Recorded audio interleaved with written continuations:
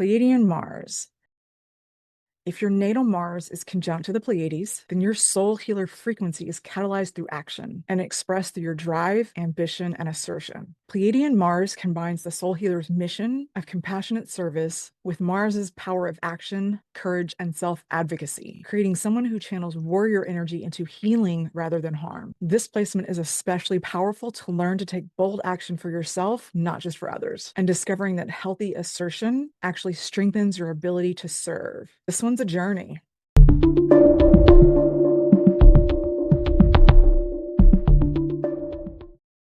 Hey, I'm Kellie, and before we dive into the 12 astrological houses, let's touch on some strengths and challenges associated with your Pleiadian Mars. Pleiadian Mars strengths. With the Pleiadian Mars, you take passionate action in service of others. So when someone needs defending or supporting, you move quickly and courageously on their behalf. Your drive is fueled by genuine care rather than ego or competition. You're motivated by making things better, not by dominating or winning. You also bring optimistic, enthusiastic energy to challenges. So where others see obstacles, you see opportunities to help and heal. Pleiadian Mars integration challenges. Learning to assert yourself for your own needs. So recognizing that taking action for yourself isn't selfish, it's necessary for sustainable service. It's like in the airplane where they tell you to put your oxygen mask on first before helping others. It's the same thing. Next is managing anger and frustration. Discovering that repressed anger doesn't protect others, it poisons you. So learning to express your anger constructively is essential. And then balancing action with rest. Understanding that constant doing for others can lead to depletion. Sometimes the most powerful action is strategic stillness. Pleiadian Mars through the houses. First house. Your optimism, curiosity, and courage precede you. Your actions are motivated by excitement and curiosity rather than aggression. Your assertiveness is playful and encouraging. You inspire others to act through your genuine belief in possibilities. The challenge? Championing your own needs and desires is just as important as doing so for others. Mastery comes from learning to assert yourself without being confrontational. Second house. You take action to build security for yourself and others. Your drive centers on creating material stability that allows you to serve. You fight for fair compensation and healthy boundaries around resources. The shadow side may include suppressed anger around issues of self-worth or taking aggressive action to prove your value. Your worthiness is absolute, not something you earn by doing things. Third house. Your communication style has fire and conviction. You speak up for others, defend ideas with passion, and help people find the courage to express themselves authentically. Your mental processing is quick, analyzing, deciding, and moving forward with enthusiasm. The possible trap: verbally fighting for others while staying silent about your own needs. Use that fierce communication energy on your own behalf sometimes. Fourth house. Your action is guided by a protective instinct to create emotional safety for your loved ones. Home is where you guard against conflict by cultivating peace. You defend family members and create sanctuary with determination. The challenge is recognizing when fighting for people actually disempowers them. Sometimes the most loving action is letting others fight their own battles in order to experience their own strength. Fifth house. Your creativity and playfulness have passionate energy. You pursue pleasure with enthusiasm and help others access their own capacity for fun and self-expression. Romance involves playful pursuit and genuine excitement. The shadow side can manifest as anger when play is interrupted, or passive-aggressive tendencies when you can't express your genuine desire. Your needs around fun, creativity, and pleasure are valid. State them directly. Sixth house. You serve others with passionate commitment and take action to improve systems, daily routines, and well-being. Your work ethic is strong and fueled by genuine desire to help rather than obligation. The trap includes burnout from serving everyone else's needs while ignoring signals from your own body. Rest isn't lazy. Feeling angry about being exhausted is a physical cue from your body to restore your own balance. Seventh house. You're willing to fight for your relationships, defending partners, working through conflicts with determination, and taking action to repair that connection.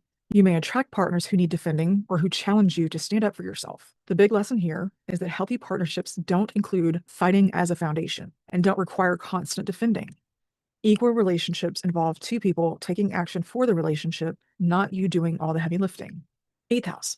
Your drive for transformation is powerful. You undertake deep psychological work with intensity and aren't afraid to push through the shadow material. You help others access their own personal power and take transformative action. The challenge is distinguishing between empowered action and power struggles.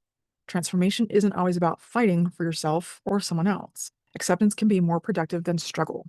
Ninth house. You advocate for your beliefs, pursue wisdom with passion, and take bold action on your spiritual mission. Your enthusiasm for higher learning and expansion is contagious. You defend philosophical positions and help others take action on their own spiritual path.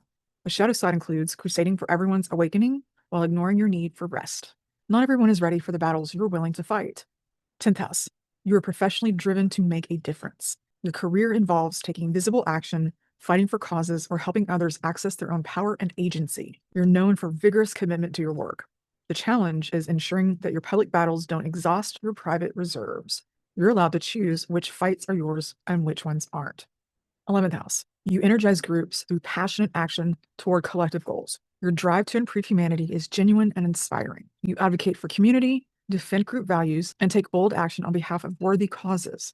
The lesson here is that allowing others to fight their own battles will actually strengthen the collective. Your passion is powerful, but sustainable movements need distributed leadership, not one person's relentless energy. 12th house. With this placement, your action happens behind the scenes. Spiritual practice, shadow work, and private struggles with your own patterns. You take action in service to something larger than yourself. The Pleiadian Mars in the 12th house can indicate repressed anger or difficulty asserting needs openly. The gift is learning that spiritual action includes defending your boundaries, expressing anger in healthy ways, and taking action for yourself, not just in service to the collective. Now let's look at some practical ways for you to work with and integrate your Pleiadian Mars energies. Declarations as a weekly practice. Try this. Once a week, sit with the following declaration. Then list 3 things you already do to advocate for yourself. Here's the declaration. I advocate for myself as well as others. My presence empowers others to assert their own boundaries and practice self-care. So in this one, when you sit down to write 3 things, if you can't think of 3 things that you already do to advocate for yourself, then write down at least 1 thing you can think of that you do to advocate for yourself. Then write down 1 new thing that you will start practicing to advocate for yourself. Whether it's set a boundary or practice self-care, some action that you take for yourself, somewhere that you defend or protect your well-being. And if you still find it challenging to figure out what you do on your own behalf, look at things that you do for other people, ways that you protect them or help them shore up their boundaries and reinforce their sense of safety. If you can see the things that you do for other people, that might help you check in and see if you're doing that for yourself. Or if not, might give you an idea of things that you can incorporate just like you do for others. Then once you come up with a new action to take for the week, practice that throughout the week and see how it goes. Come back to these notes and jot down your progress. Did it work? Did it help? Does it need some more adjusting? This is a simple and effective way to calibrate your Pleiadian Mars and deepen your connection to these energies through your daily life. As for the transit timing with your Pleiadian Mars, you could follow any of the transits that resonate with you. You could follow the solar transits 4 times a year. You could follow the moon transits 4 times a month. You could pay attention to the planets that will be transiting that point in your chart and see what comes up around that time. And if you already feel pretty connected to this placement and how it works through your life, that's fantastic. But if you're struggling to activate or integrate the Pleiadian Mars connection in your life, you may prefer to follow either the weekly moon transits or do a quarterly check-in with yourself during the sun's seasonal gateways. Since the journey of your Pleiadian Mars includes advocating for yourself and communicating your soul truth, as well as harnessing and sustaining your focus, you may also find some helpful crossover tips in the following videos as well. Pleiadian Sun, Pleiadian Mercury, or Pleiadian Saturn. These videos will be linked in the description or pinned comment below. Okay, your turn. So in what house does your Pleiadian Mars live? What part of your natal chart is that Pleiadian Mars located? Or what things do you already do that help you feel more connected to your Pleiadian star family? Drop a comment below and thank you for watching. Sometimes just knowing where the Pleiades falls into your, sometimes just knowing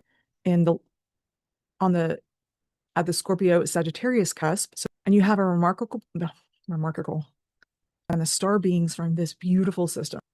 For example, and remember, boring is better. So skip that. So skip that distracting, bedazzled, leather-bound journal with a swirling. So skip that distracting, bedazzled, leather-bound journal you found with a swirling vertex. So skip that distracting, bedazzled, leather-bound burning. Damn it. So skip that bedazzled. So skip that. So skip that distracting, bedazzled, leather-bound. Where are we at?